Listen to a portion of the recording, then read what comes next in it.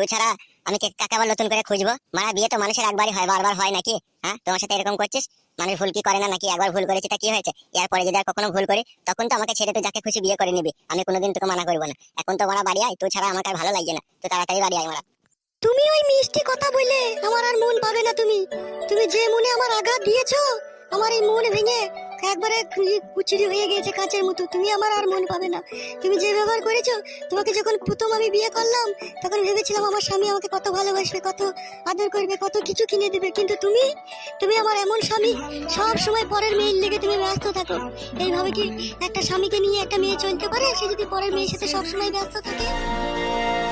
মারা কেন তুই মিথ্যা কথা বলছিস বলতো? হ্যাঁ, একদিনই তো খাটি পচার বউ ফোন করেছিল, আমি তো তারপর দিন ওকে মানা করে দিয়েছি যে তুমি আমার মোবাইলে আর ফোন মন করো না, আমার বউ জানতে পারলে ঝগড়া অশান্তি হবে। তারপর থেকে তো আর আমার মোবাইলে ফোন করে না। তা তুই এরকম করছিস কেন? ও আমার মোবাইলে আর ফোন করে না, আমার সাথে আমার কোনো সম্পর্ক আছে?